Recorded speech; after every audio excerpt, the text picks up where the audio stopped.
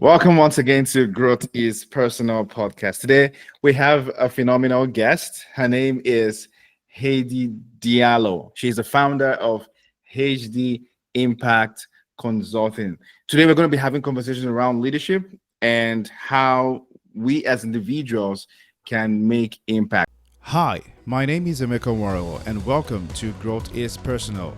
Each week, I share insights and strategies that will equip you to accelerate your personal and professional growth and bring you conversations that will empower you to thrive in life, career, and business.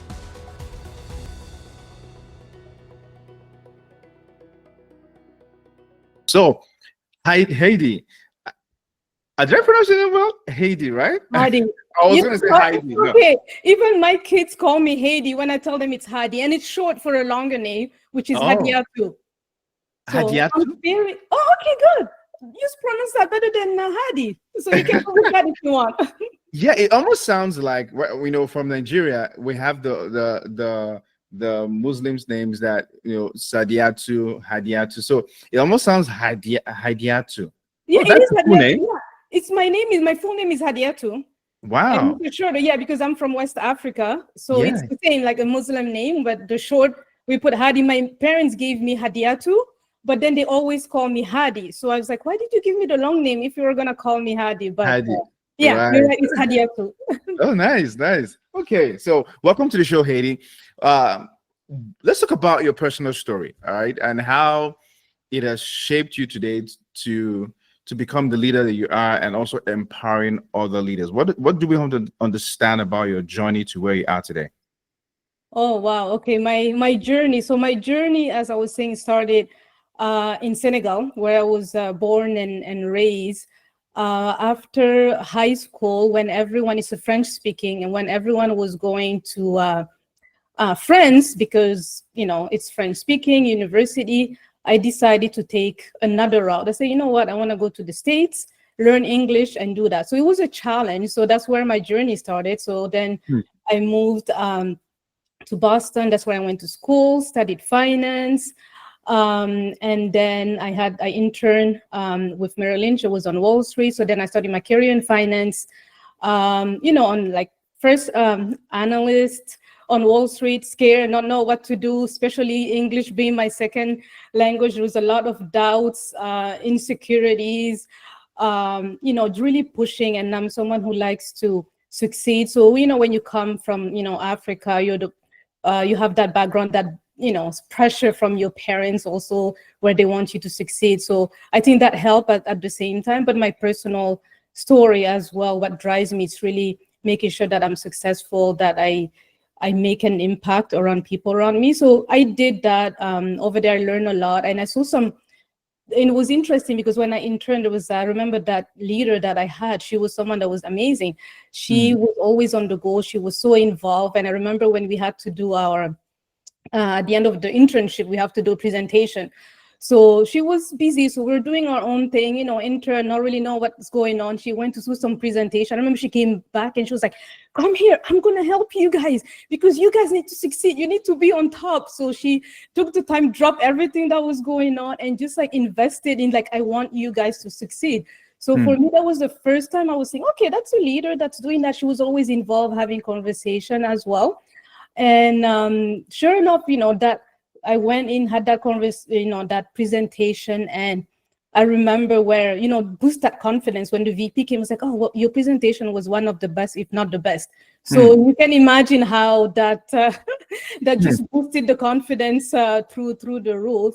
After that, I moved to Canada back in 2009, and it was a hard move because I left there, came here, thought, oh, I have a good degree. I have a good, starting point with experience. I should be able to find a job quickly. Little do I know that the Canadian market is very different. It took me about, I think, 9 months to find a job. It wasn't even what I was really doing, but it was a lot of you overqualified, you underqualified. And at the same time, I was going through some personal challenges. So it was really a time that tested my resilience, I'll say. Being in a new country, not really knowing a lot, going through a divorce at that time and trying to find work. Mm. But really that resilience, being focused on what I wanted to achieve. I remember telling myself, this is not the end for me, this is the beginning. And I know I can achieve more. So everyone can let me down, but there's no way I'm gonna let myself down. So it was pushing through. So there were times of doubt where I will cry, but then the next day, wipe them up, get up, go out, network, talk to people through all that. So then I went back into the banking industry, and that's where I spent the next, I'll say, 14 years or so on the capital, on the finance side, supporting capital market, and then later treasury businesses. And it was just great, going in, just doing the best that I can. But what happens, like, as you move up the ladder, you see that, not many people look like you. You are, first female, and then, Black woman in those roles. But that did not stop me. It was something as almost tune out, if you will, because for me, what was important is like, what can I do? How can I just come in, do a good job, do the best version that I can be? And that was it. And I think that helped me with my career and the success that I had, because I was really focused on being positive, doing the work that was needed. I was not afraid to take on additional responsibility. I did not wait for permission. People tell me, okay, you can do this job. I was like, okay, what can I do? How can I help other people be successful? And I remember one time, one of my, I was always open to help people. I think that was the thing. So people will call me and say, oh, you know what, like, do you know X, Y, and Z? And I'll be like, well, I don't know, but I can find out. So I remember when I left Scotia, everyone calling me, who's going to help us now? You were always our go-to person, because you, even if you didn't have the answer, you always find a way to find out. And so you cared so much. So that was good to know. And then I moved on again and took on more senior role. And I think one of them that really shaped who I was, and really, it's always easy when things are nice, when things are going well. It's really when there are challenges that you see, that you tested, and then you can really see what you're capable of doing. So my leadership journey went from, being a team lead, manager, then having one direct report, to then jumping from 1 to 20. So that was a big test. So leading one person to leading 20. And at the same time, it was in a way where we had, the team was in a lot of trouble. So it needed to be turned around. We were going through some change initiative and leading. So it was a lot going on. But again, just staying true to myself. And I was fortunate enough at that time to have a leader, and was an exceptional leader. I learned so much, and from that leader who helped me. And I knew before the type of leaders I did not want to be. So I always saw, a few things here and there, but this person really embodied so many great quality of a leader, that it was just amazing. I was like, I'm so glad that I met him and I learned from him. Like, I will take note, like, what is he doing? I'm going to try to do the same thing. And it's good because we had the same philosophy. So it was easier for us to work together and complement. But he really made us feel safe and, have that open culture. It was the first time where I was really excited to get to work. I was like, I could not wait. Sunday would be like, when is Monday? Like, I wanna go to work. Just fast forward. So doing that, a lot of, leading change initiatives there, leading more people, took on more responsibilities as well. But what I kept hearing, Emeka, was, you're making a difference. Thank you, Hadi. Thank you for caring. And I was like, I'm just doing my job. Until someone told me, well, no, because there are other leaders that are not doing the same thing.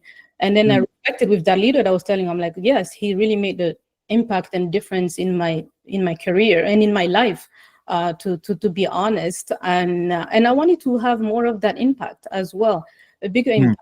And there are a few things that really made me leave that career, pretty much that successful career, to start my own venture into entrepreneurship, where it was really, seeing the negative impact poor leadership has on employee well-being, employee morale, just the culture and not result. And it was just like that was so apparent for me. And it was like leadership can really make or break. And the other thing was just, oh my God, we don't have enough diversity in leadership. And it was so sad. It was like, I wish there were more people that look like me that were here, and then really having that, support. There were so many times where I was like, who can I talk to? And then you don't feel comfortable speaking, talking with other people, not having some of the support sometimes that you can have. So these things, wanting to make a bigger impact, learning what had helped me be successful, and really helping other leaders, make it easy for them to be leaders, because sometimes people are put into leadership role without training or support, and they really struggle. They're trying their best. It's not really their fault. So in a way, with that, is to really help make it easy for people to be great leaders and impactful leaders. I know I went on and on. Oh man, that's an interesting one, and I think you've shared a whole lot at this very start. But I want to touch on something you said, and you shared your journey from where you started in Wall Street and then you moved to Canada. What was the mindset that you had to develop? Because everyone could just go, business as usual, go on with their career. But what kind of mindset do you have to have or develop to be able to push yourself to that point where you know that you could do more, you know that you wanted more, and you went for it? How do you develop that kind of mindset? That's a great question. How I developed that mindset, now you're making me think. I think it's just, when you know that what you want. And I think having a clear vision of where you want to be or what's important for you as well. I knew for me, I wanted to make an impact, and it was just like where I was just a stepping stone. So every time I was somewhere, like what pushed me to get to the next step is because I knew there was more I could do. So then I will just develop that mindset. Okay, there's more I can do. How can I get there? And the other thing with me, it was always, how can I never said no to opportunities, as scary as they can be. So that's the other thing. I think that mindset helped me a lot, because we get scared. And I'm going to tell you, most of the situation, I was so scared to the point I was like, what am I doing? What am I saying? No, but I always raise my hand and then worry after. I'll say, yes, I will do it. I'm never going to be shy. And looking back, I never regretted, that decision that I always made. So I think really taking those stretch assignments, going outside of your comfort zone, that had helped me as well. But it's really that laser focus. Okay, it's here. I learn more. What else can I do? What else can I go? Because this is not the end. It's not being comfortable with where you are. Yeah. I think that's a great mindset. Understanding that you can do more, and realizing that oftentimes you're not always. If you wait to be ready, you will not get anything done. But willing to take the risk to do it afraid. And as you do that, you begin to stretch. You see that, there's still more to accomplish. There's still more that I can do. And you keep stretching. So thank you for sharing that. I wanted to talk about, what are the top 3 qualities? Because you mentioned a lot about other leaders who you modeled to become who you are, where you are today. So what were the top 3 leaders, if you're to look at your own journey and the leaders that have helped you to be where you are today? What are the top 3 qualities that listeners have to develop to be able to be a great leader? Yeah. The first one that always comes, so 3 for me, it's caring, being caring, adaptable, and resilience. And whenever I say caring, I remember people who tell me, like, what do you mean by caring? But for me, I think it's number 1, and it's caring beyond your own success. As a leader, it's really caring about your people, your team members. It's caring about your organization, caring about your customers, your client. It's really developing that care where you're not the center of it. It's everything else, because you want people to succeed. So caring about your employees' well-being, your employees' careers, growth, their development. It's really caring about, the organization as a whole, where it's not just, and I found with many leaders, sometimes it's like they're so focused in their area. It's like, what can you do? How can you care about the organization as a whole? Then it's easier when you care to roll up your sleeves, to do work that might be below your pay grade. Like, you won't think twice. You'll just jump in and help, because you do care. And you know that, what's most important is the success of, your team and the organization. And then your success will come along the way. Hmm. So that's the first one about caring. I'm not sure what you how you feel about that, but No, I mean, it's really, it comes like the acronym CAR. So if you want to be a great leader, you have to have a CAR. So caring, adaptable, and resilience. And I think it's so important what you've just shared, because that first part of caring is what I see a lot that is lacking. And I'm not saying that, I'm perfect, but I believe that if we all care about the people that we have around us, if we all care about the outcome that we want to see, if we care deeply enough, we'll be able to go the extra mile, be able to go beyond business as usual, be able to ask questions about our team, how they're feeling, how they're faring. Because when we care more for people, people will care more about the business. Because what I see a lot of times is leaders are more concerned about the goal, the outcome, the result, but they don't care about the people that help them achieve those results. At the end of the day, those people don't care. If you don't care about your people won't care about your business, right? So, exactly. Exactly. And it's so true. And I always say that, like, why people focus on the results? Focus hmm, on your people and you will get there. And hmm, for me, it's always like it has always blown my mind where people like is the result what we have to do. But you cannot achieve anything by yourself. We know that. hmm, Doesn't matter who you are, we're not machines. So you need people with you to be able to achieve and get the result that you want. So it's really your people are everything. People used to tell me, oh, I work for my team. No, I work for them. I'm here hmm, to help them. They don't work for me. I work for my team. So that's the hmm. mentality, the shift of mentality, because if Yeah. you have that shift, then it's easier to care for them and put them first, and then everything else will fall into place. Yeah. Wow, that's very. I mean, you should write a book on this, because you know what you just shared. Yeah, I think it's something that we all have to take to heart, especially for those who are growing into who desire to be in leadership position. And the truth is, oftentimes people wait for leadership position before they begin to care. But the truth is, as you care where you are, people will begin to notice. And that's why you see people speak about you when you're not in the room, is because they know that you care, and that when you get into those positions, you're even going to do much more. So don't wait to leadership position before you care about your people. No, Start caring about people right now where you are. exactly. And that's the thing. And leadership is not a title, it's not a position, Mm, it's a way of being. That's how I like to see it. So you mm, can apply all these leadership skills and behavior even without being a leader. And that's what for me I did, because people will see that. It's like, thanks for caring. It's like, oh, she cares too much. Sometimes mm, so much, like people will notice your behavior. Like you think you're just doing your own thing, but people around you are taking notice and seeing what you're doing. So that was the great. first one. So the second one, adaptability, which is another big one, Emeka, because we live in a world, it's moving, it's fast, things are changing. Changing is the new constant right now. So Mm, if people don't adapt, leaders especially, that's not good. So it's really about adapting to changing needs, to the trends, to circumstances that happen, challenges that are there. How can you adapt? And in order to adapt, those leaders, what I found is that they stay up to date. You cannot adapt if you don't know what's going on, especially as a leader. You have mm, to see the environment, right? What are the trends? What are the regulations that are coming up that will impact, your role, your industry, how you mm, do business, where you do business, all those things that are happening. It's really being able to stay aware, so then you can adapt how you lead. You can make changes within how you do business, within the resources that you have, how you can shuffle that to make sure that it's still relevant now and in the future. So that's mm, the first bit, to really adapt to the changing circumstances and the context, I will say, to where mm, you're operating.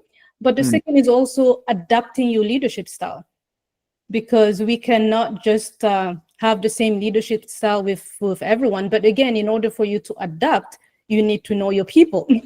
That's mm, where it's taking the time to understand, to know you, get to know them both at a personal and professional level.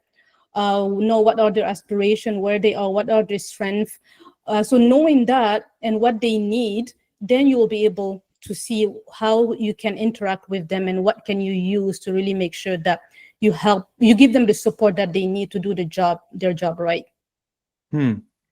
I like what you just shared, about adaptability, that it is not, you won't be able to adapt if you don't know. Yes. Like, because I think what happens is when people get frustrated with change and they fight, kind of resist change, is because they don't know. Oftentimes, if you dig deeper and you get knowledge about that thing, you might find out that it's not as difficult as it is. It's not as complex as you think it is. So I think what leaders have to take from this is, for your people to become adaptable, you have to be open to sharing knowledge. Because I've seen people who just hoard knowledge in the organization because they feel like if their people know, they become better than me. But if you're willing to encourage, create an environment for learning, people where you share knowledge, you allow people to try things, people will become more adaptable because now they know better. They are able to, they're more exposed to information.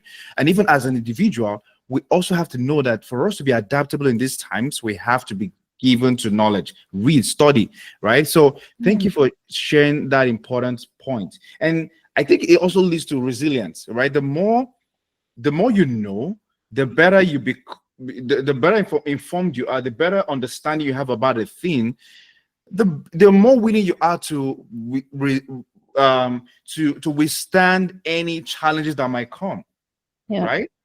You want to share more resilience there? Yeah, no, it's exactly that. Resilience is all about being able to bounce back quickly from setback. Not to say that, and when I say resilient, because sometimes I have conversations, people say, oh, resilient, it's, never being down, never. No, we're all human. Things gonna happen, they're gonna knock us down. The question is, how long does it take you to get back up? So that's where I'll see the resilient. It's like where you say, okay, I'm down now.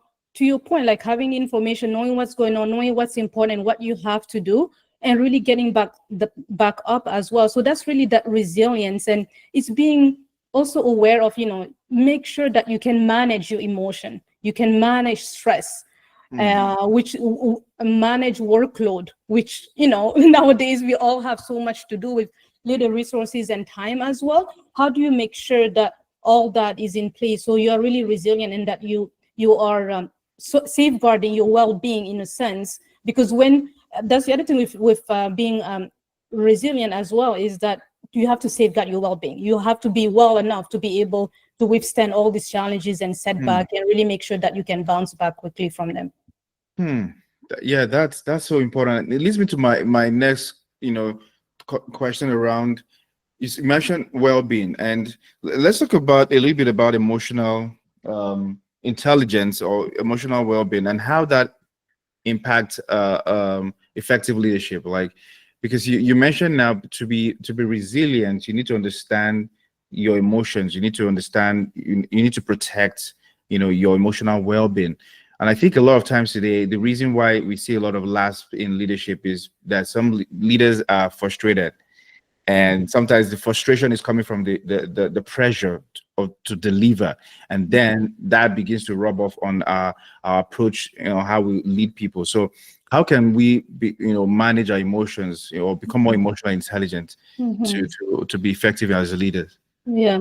So as you say, like emotional intelligence, I think is critical, especially in the time where you are. And you just mentioned where people are so frustrated. There's so much going on. They don't know where to turn at times. So, and having that, developing those skills, and even with the time that we are in right now with, AI and all these technologies that are coming, it's becoming more and more important and a critical skills. And in fact, I was reading something the other day from Capgemini Research Institute, where they're saying the demand for emotional intelligence skills will increase by about, I believe, it was 6% in the next 3 to 5 years. So it tells you how important that's becoming, because once you are able to manage your emotion, like act with them intelligently, if you will, that's the definition from Janus, you will be able to make better decisions. You'll be able to enhance your behavior and your performance, right? So, and I think for that, where it starts is really understanding yourself first. Self-awareness, I think for me, is the starting point, because if you don't understand yourself, you don't take time to reflect, like it's really hard to manage your emotion, because you don't even know what are the emotion or what's important. So maybe self-awareness, and maybe just give a little bit more color on that, of how people can maybe simple things they can do to develop that self-awareness, because I think it's really the first starting point. So three things. It's the first one, you need to understand what's important for you. So it's really taking the time to reflect on what's important for me. What are my strengths? Knowing yourself, what are my strengths? What are my weaknesses or limitation? What are my values, my priorities? What's important for me, right? And looking at, as a leader, all the priorities, everything that's going on, what are my top strategic priorities that are most important right now? So that's the first part, like just reflecting on that. And I know it's so busy, but it will pay off to really block some time in your calendar and sit down and really be crystal clear on that. So I think that's the first step. The second thing after that is to seek feedback. It's so important, because you want to make sure that you want to see how others see you. How are the people seeing you? Because sometimes we're in our own world, we don't know what people think about us, and the best way is to just go and ask them. Right? So that's having the courage, and asking for feedback. It's never easy. It's because you're being vulnerable. You're asking other people, and you might not know if you're gonna hear, because sometimes we're scared. What are we gonna hear? What people are gonna say about us? So that's why we tend sometimes not to seek that feedback. But then again, 3 questions you can ask people. You pick people that you interact with, people that you work with a lot, and just ask them, can you tell me, what am I doing well right now in my role? Like if you're a leader, in my leadership role, what am I doing well? And ask them to give you specific example, because that's how you're gonna know. If they can just give you something vague. So if people give you something that's vague, you go back and say, no, give me 3 specific example where you want behavior, situation, that you can really take that on and say, okay, this is what I'm doing well. How can I build upon that? And the second might be also to ask them, okay, what advice do you have for me? Give me one advice for me to be better. And this one, most people tell you, no, there's nothing. No, you have to push back. And I used to always ask my team, as a leader, I used to tell them, what am I doing? Well, what can I do better? They used to always say, no, everything is fine. I'm like, no, not everything is fine. I'm not perfect. No one is perfect. So it might take a while before people start opening up and telling you, but it's worth just asking and say, no, what advice? Just tell me, what is one thing that I can do to be better, and ask them overall after, okay, what other advice you have in general for me to be better? And then the last point is self-reflection. We never take time now to just self-reflect. Okay, what my behaviors, look at your behaviors, stay in line with how you want people to see you. That's one thing to reflect on specific maybe situation. It can be past situation where something went well. Okay, what happened here? What did I do well? How can I make sure that I replicate that? And if you did not get the outcome you wanted, that's another opportunity to reflect on that and ask yourself, okay, what went wrong? What can I do better next time to that? And then it's trial and error. So you try something else, you put it in place, but it can also be you use that time to reflect maybe on a situation that can come, on a meeting that can come. Let's say there's someone that they always rub you the wrong way. You don't want to lose your cool. How can you have those strategies to really prepare yourself for those situations, and really reflect on my emotion and my feeling? What impact does it have on my performance? What impact does it have on people that I interact with on a daily basis? So those are just a few things on self-awareness to help. Emotional intelligence, we can have a long conversation on that, but I think just having this piece might help people to have a starting point. And and I think that part of self-reflection is very important, because we're so busy these days that we don't even have time to reflect again. And I think that part is where we really miss out on knowing ourselves and really knowing what exactly is important to us. So thank you for sharing that. And in terms of, you were asking before, Emeka, sorry to interrupt, on with emotional well-being and all that. Another important aspect for emotional intelligence is self-management, taking care of ourselves. So that's so key, because we are always running around, we're going, but what is it that fills your cup? How can you make sure that you put those things in your calendar? Right? So it can be even learning. We're talking about, being adaptable. You need to be aware and learning. But then sometimes we're so busy, we don't even have the time. And I was guilty of that at some point. I wanted to read and learn, but it was like, go, go, go. until, I did that work, and I was like, no, I'm gonna block now time for my calendar, in my calendar, for 2 hours. I remember it was Wednesday afternoon, where it's just gonna be learning. I'm gonna learn something. You have to stop. So that's part of self-management as well. Doing things, exercising, is that work for you? Like all these things really make sure, again, your well-being. And the great leaders, they know that they don't even, that's something that they put really, that's very important for them, and they focus on that a lot. Yeah, self management. I mean, that's what this is so powerful. Like, you cannot, especially with the mind and body, because we get to work so hard on our body, and we don't take care of this body that we work so hard, and then you see that people, when they get to like 50s, 60s, they begin to fall ill of, and some of these things are tied to stress. Yes. So this might be a wake-up call to someone listening to this, that take care of yourself. Like, sometimes take that EDO. Some people say, I want to walk. Take that EDO, take that vacation, take that sick leave. If you're really sick, go take it off and go and rest. Go and go for a massage, or just do nothing. Fine, just rest, because we're in the days where it looks like taking rest is laziness. Like, Yeah. people, like, having a rest is like you're lazy, like you're not achieving anything. But no, the more you rest this body and take care of this body, the more the body will be able to do for you. So I think this is a very important topic you brought up this in this conversation. Yeah, no, it's so important. I mean, as you said, if you don't take care of this body, and you said, when people feel like when we stop and rest, it's almost as we are guilty. Guilty, yeah. Like, see negatively. And I was guilty of that. My sister's like, well, you have to learn. I was like, what do you mean? Like, I will feel like sitting down. I was like, no. And I was one of those where, I'll be sick, I'll go in the office, I will work, I will push, no, I can do a little bit more, but no, at the end, it does not help. It's when you have sometimes those leaders tell you, no, you're shutting off, you are not coming into the office. It took their time where it took some leaders to tell me that. I was like, what was I doing? And I remember one time someone told me, well, you have to take care of yourself and think about your family, because if something happens to you, God forbid, your role will be replaced before you even buried. Something Yes. and that stick with me. When that person said that, like, I have that image in my head. I was like, that's actually true. So why would you do all that? And then if you're not well, there's no way you can deliver on your work and everything else and be there for your team. So yeah. So I think we need to dwell on this a little bit, because I know I perceive in my heart that someone is going to be listening to this that will change your life. You need to rewire your brain to know that rest is part of productivity, because what I've seen is that people want to, it's almost like a badge of honor that I am pushing and I'm getting more done. I'm taking the extra shift and I'm doing overtime.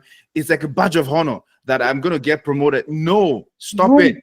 It is, you need to find time to rest. You need to find time to rejuvenate. You need to find time to reflect on, who do I want to become? Like, because what I find, and I had to learn this also, because I realized that we end up doing a lot about, for example, our work. We're working and working, but we're not. Are we really growing?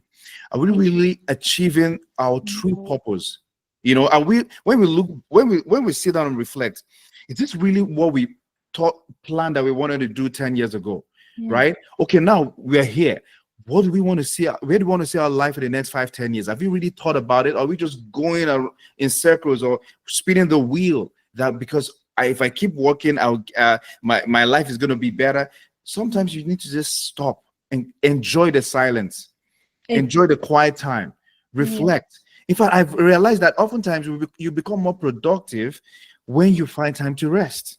You're so right. And Emeka, I'm gonna share a personal story on that for me, where and as I said, I was going on, I'm like on energy like crazy, and being driven and ambitious, wanting to achieve, and I did not take care of myself. He did not. I was just going on, and having a young family, it was like 2 young kids, like, no, there's this going on, work is busy, we have this project, we have that. So literally exercise out of the door, reading out of the door, taking walks, doing stuff that fill my cup, everything out of the door. There's no time. So that's what I was telling myself. So I kept going and going and pushing and pushing. So it was like waking up, getting the kids ready, go to work, do everything. And then at that time it was COVID too. So it was like work all day. And then it's like you plug in, you plug out, finish, go in. And there were times where literally my husband will come out, put the chicken out, that I will never forget that day. And work is like, where's it? I'm like, oh, I forgot to go back and put it on. It's like, what are we? And it happened more than once because I was so focused on achieving. And so I keep going, but then our body, they cannot keep up. At some point, it's going to catch up to us, right? So yeah, I'm there for my team. I'm managing them. I'm doing everything for them. I'm making sure everything is working, but not for me. I was the list of all the priorities. It was the work with my kids, the family, work, that was it. And even when I started, so then I started not feeling well. And I remember my doctor telling me, oh, you have to take some time off. And that was July. It's not going to happen. Are you crazy? What is she talking about? I don't need to take some time off.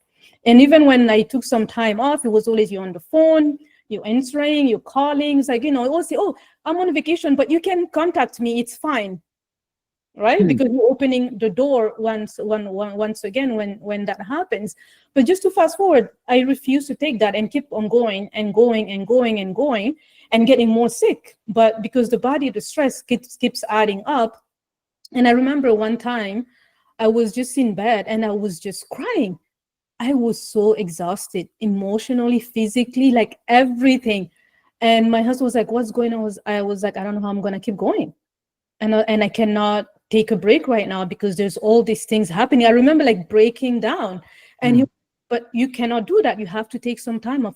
And literally at that time, I could not. I was like, I cannot do that to the team, but I'll have to think about, now I know it's serious. But it got to the point where I love my job. I love everything that I was doing, but my everything, physically, emotionally, mentally, everything, I was just done.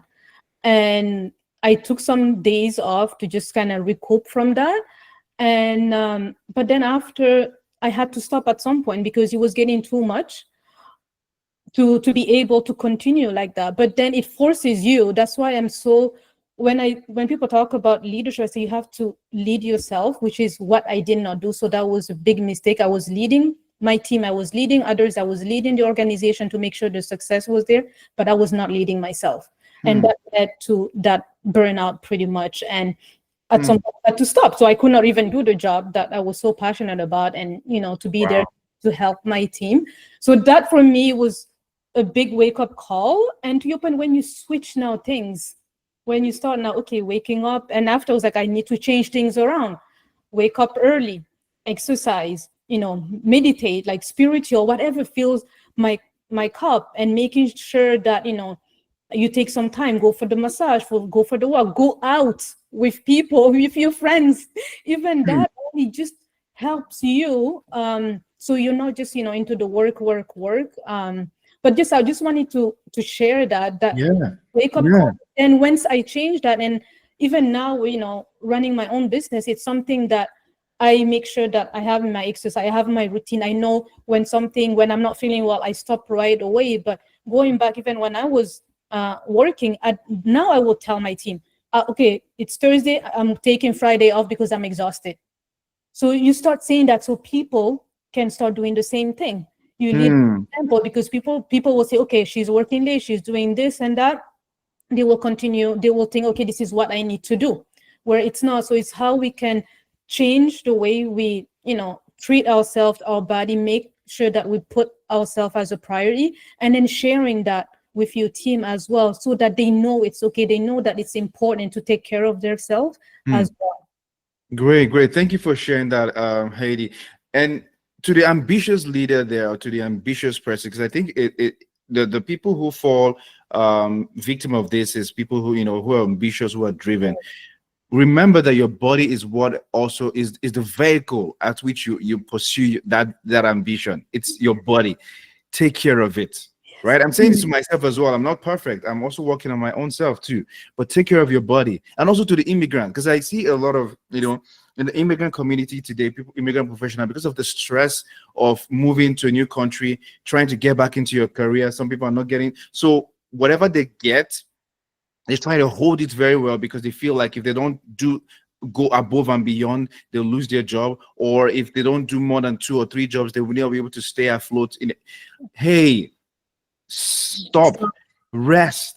I understand that you have to make, pay the bills and take care of our family and all, but you have to get your priorities right. Your body is what also helps you achieve all these things you're achieving. Take care of yourself, prioritize your health, whatever you need to cut off to be able to stay on a particular, a lifestyle, do it. If you're getting expenses that keeps you walking, right? If you're taking bills and buying things that you probably don't really need just to be able to look like, people that for people who don't even care, you're just trying to look the part.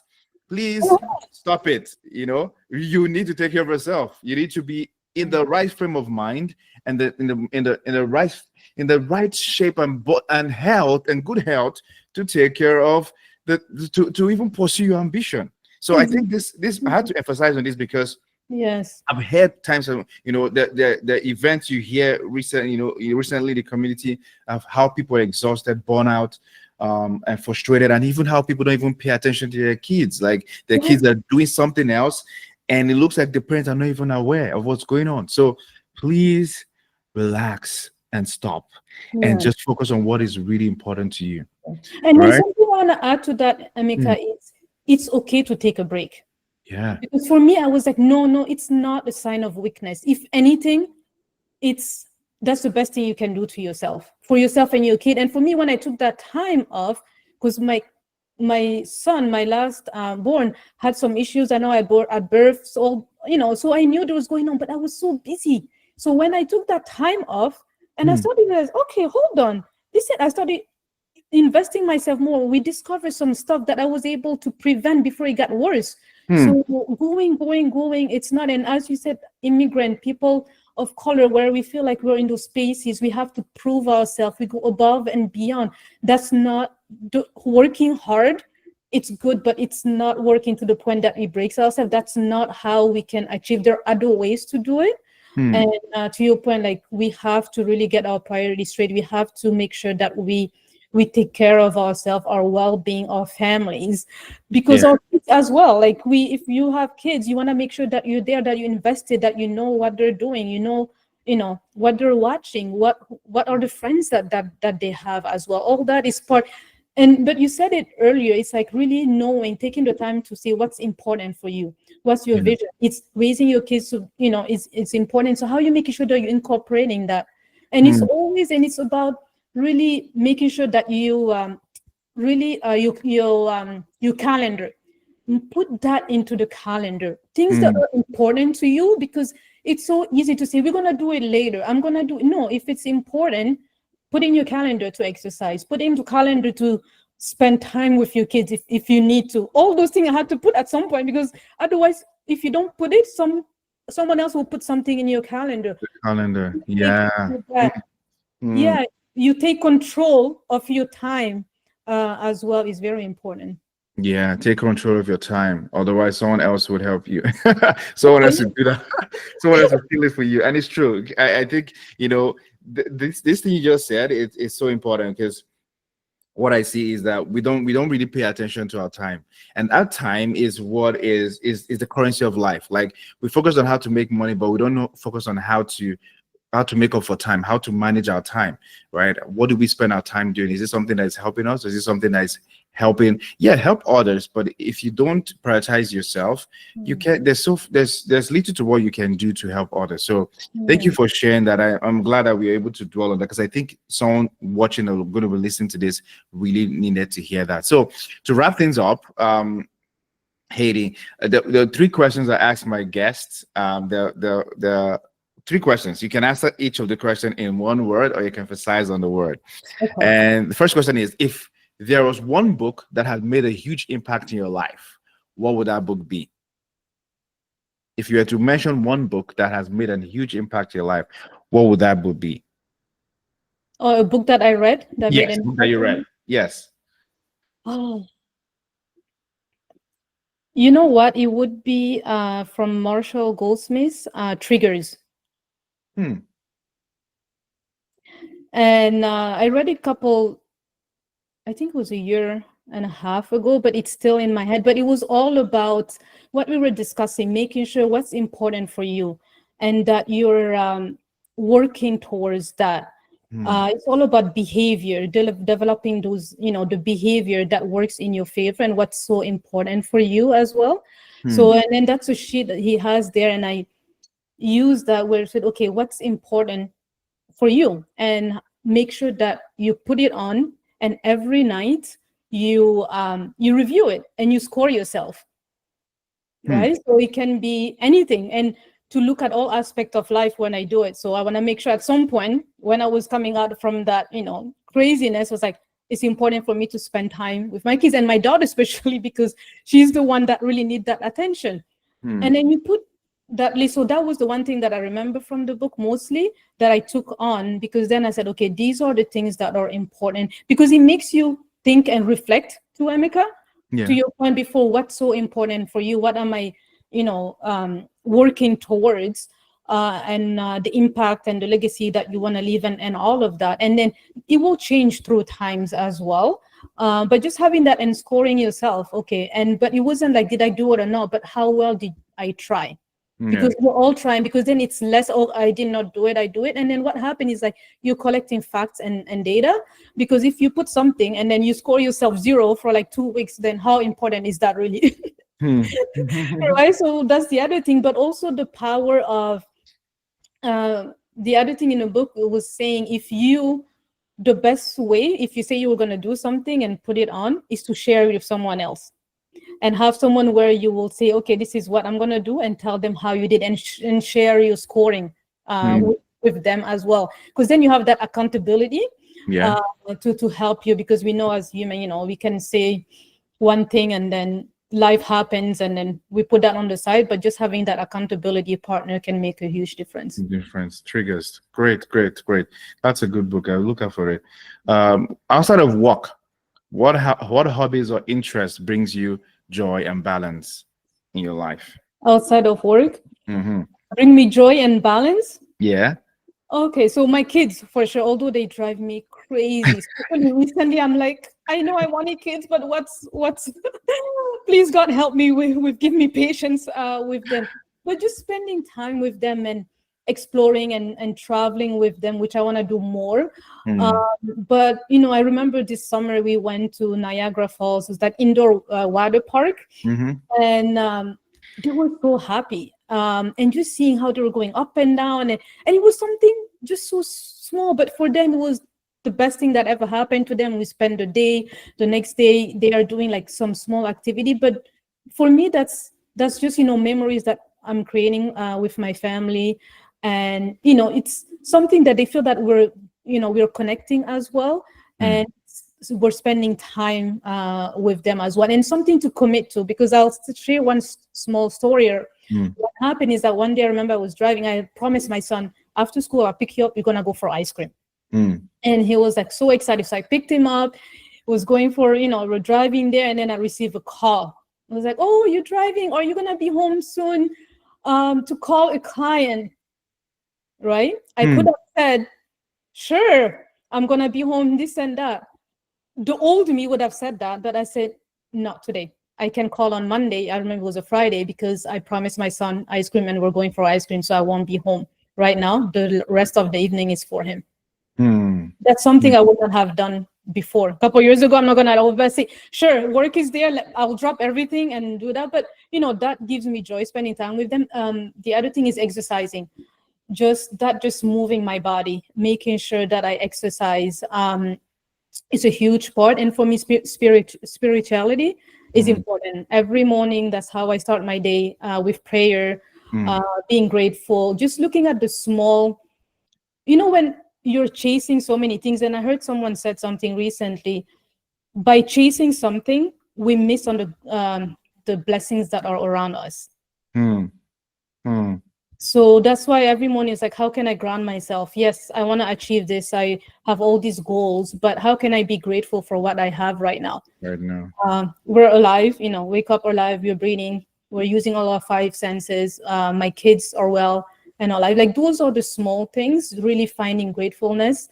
in the morning and going to bed as well. As like, thank you for another day, and really seeing the small success within the day, like going back and I can't remember what book I read that was saying that just go to bed and really look through the day to see, okay, what's the best moment, and then you go and really appreciate all those moments as well. So yeah, spirituality, exercising, and making sure that I spend time with my kid. That's awesome. And last question here: what's the most unconventional piece of advice you have received that turned out to be of incredible value? So it's an unconventional advice, but turned out to be of incredible value to you. Now you're making me think. Unconventional advice. I'm unconventional myself.